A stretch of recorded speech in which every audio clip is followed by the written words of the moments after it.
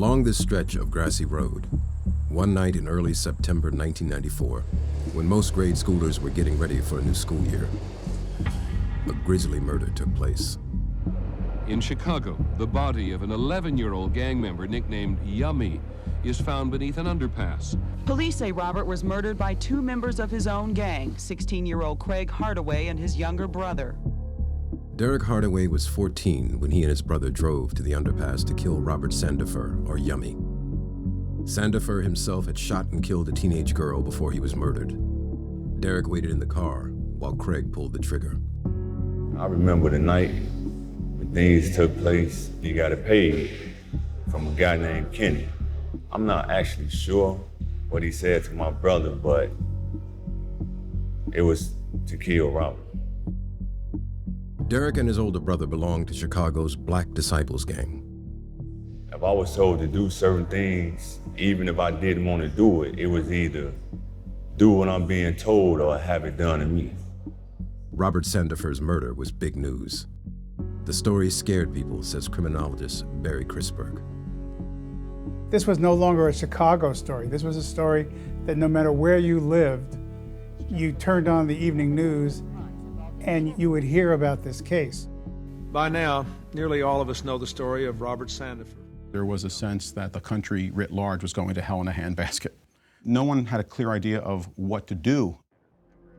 Political scientist John DiIulio taught at Princeton and had done extensive research in prisons studying the criminal justice system. From 1984 to 1994, when Sandifer was killed, teenage homicide rates had more than doubled. It seemed like there was a high-profile, major, heinous crime in the news almost every day or every week. Random, senseless violence. Teenage killers. The homicide rate for juveniles now has surpassed the rate for adults in this country. DiIulio looked at studies that estimated that by 2000, there would be 1 million more teens between the ages of 14 and 17. And he predicted crime rates would snowball even more. You'd have a doubling or a tripling in the rate of youth violence in the time between the mid-90s and up to through mid-2000s. Perhaps most troubling to DiIulio was what he saw as an indication that the small percentage of kids who commit the most violent crimes would be much more destructive than a generation before them. Studies found that essentially 6% of every male youth cohort was responsible for about 50% of all the violent crimes committed by that cohort. That small fraction of people is going to be able to wreak incredible havoc. DiIulio wasn't the only one predicting a surge in crime. By the year 2005, we may very well have a bloodbath of teenage violence.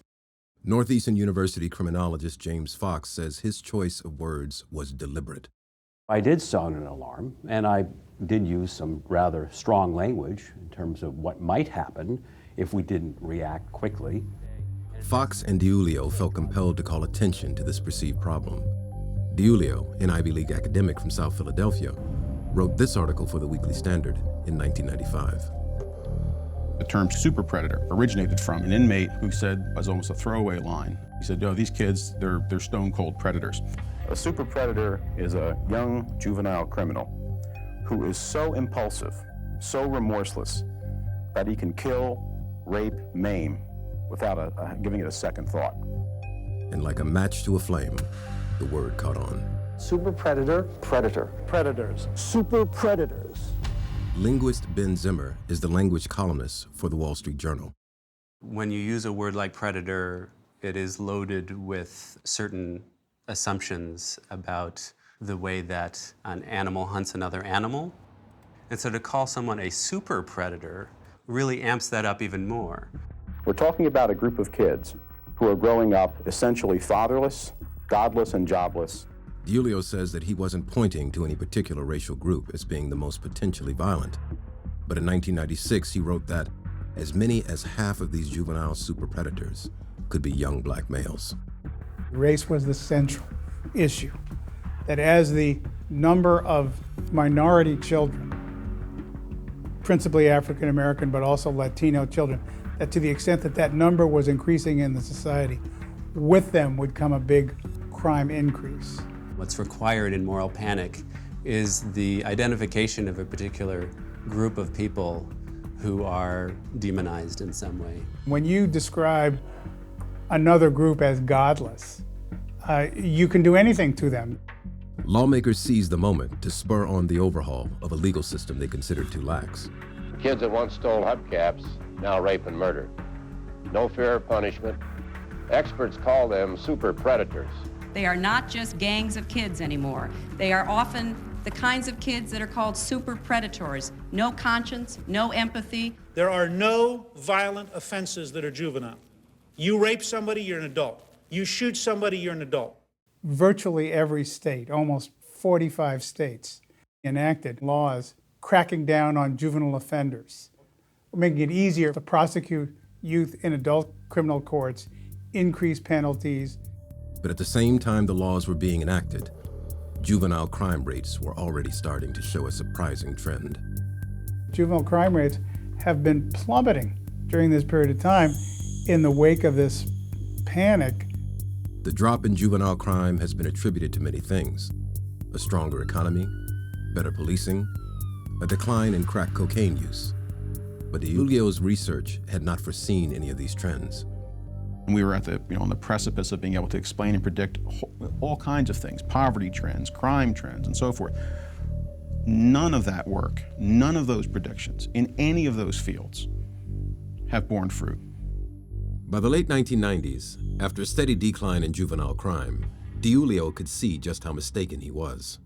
The predictions were off by a factor of 4. It had doubled and it was supposed to double again, and instead it was halved, right? And so that's about as far off as one could possibly get. The Superpredator idea was wrong. Once it was out there, though, it was out there. There was no reeling it in. The experience was a turning point. DiIulio would go on to work in the Bush administration as director of faith-based and community initiatives. I lost faith in social science prediction at about the same time that I gained faith of a traditional religious kind. I went to religion and public affairs for the same reason I went to, crime and corrections policies, that I thought that's where the most important issues and where the most good could be done. But Chrisberg says DiIulio's turnaround came too late to reverse the damage. It was a myth, and unfortunately it was a myth that some academics jumped onto. The fear over the superpredator led to a tremendous number of laws and policies that we're just now recovering from. In 2012, a case challenging mandatory life without parole sentences for juveniles made it to the Supreme Court. A brief filed in support of the case denounced the superpredator theory. It was a public repudiation, yet Fox and DiIulio both signed on. As I signed the amicus brief, I thought that although the arguments were a bit one-sided, it came to the right conclusion, and so I signed it. Because at the end of the day, that's what's going to matter most. What did you do and why did you do it, and did it make a positive difference? The Supreme Court agreed with DiIulio's side. Automatic mandatory life sentences, the justices said, amount to cruel and unusual punishment. The court recently ruled that decision would apply retroactively to more than 2,000 people already serving mandatory life sentences for crimes they committed as juveniles. I made a bad choice. Citing research showing that teenagers' brains aren't fully developed, making them less culpable for their actions. The justices wrote that a young person's immaturity reduces their accountability. Juveniles have an inability to assess consequences, are often rash, and are prone to risk-taking, things that should be considered when sentencing. In 2016, Derek Hardaway was released on parole after serving nearly 20 years in prison for his role in the death of Robert Sandifer. When I got sentenced, being told you got to do more time in prison than you actually live at that time, that's harsh, especially for a 16-year-old to accept. John DiIulio has worked with 3 White House administrations to try to implement faith-based initiatives in needy communities. But he says he's out of the business of forecasting. Demography is not fate and criminology is not pure science. And that lesson, I think, this episode from 20 years ago, and I think many, many other things in public policy, I mean, that we should carve that in stone, put it above every research institution and every foundation.